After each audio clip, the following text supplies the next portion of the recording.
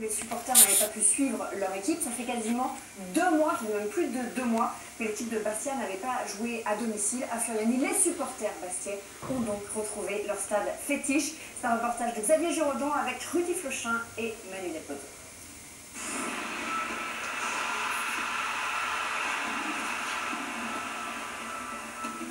17h hier, les Bastiais s'apprêtent à retrouver leur Sporting.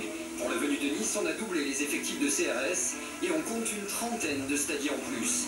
Moment à part aussi pour Anthony Agostini. Cet ancien attaché parlementaire prend ses nouvelles fonctions. Objectif, ramener le calme autour des matchs du club Bastiais. Je sens un match important, une excitation, mais pas forcément de risque.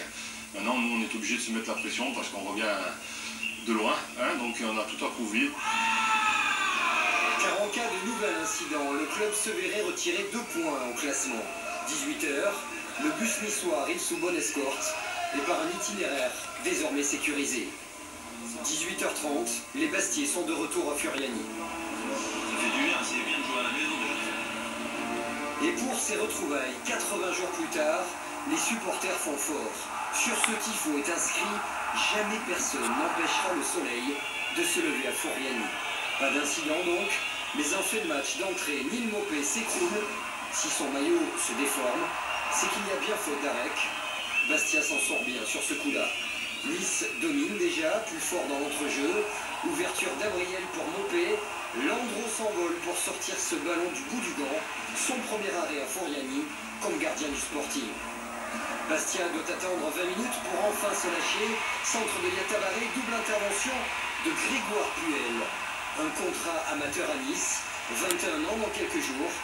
Grégoire Puel, formé à Lyon, est lancé pour la première fois en Ligue 1 par son père, Claude. C'est un contexte difficile et c'est pas évident d'être le fils de l'entraîneur. Ça fait 3 mois qu'il est avec nous, même pas.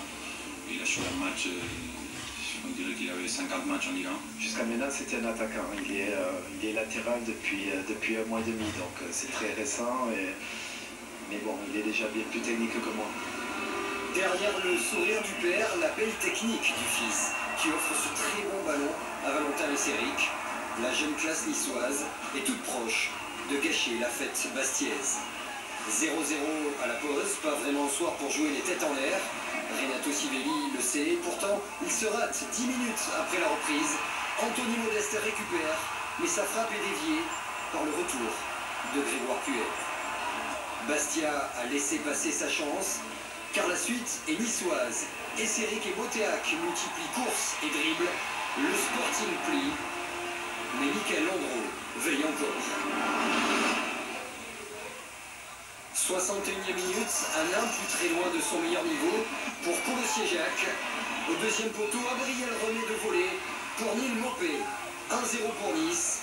3e but en Ligue 1 de ce jeune attaquant de 16 ans et demi, en position de hors-jeu au moment de reprendre le ballon.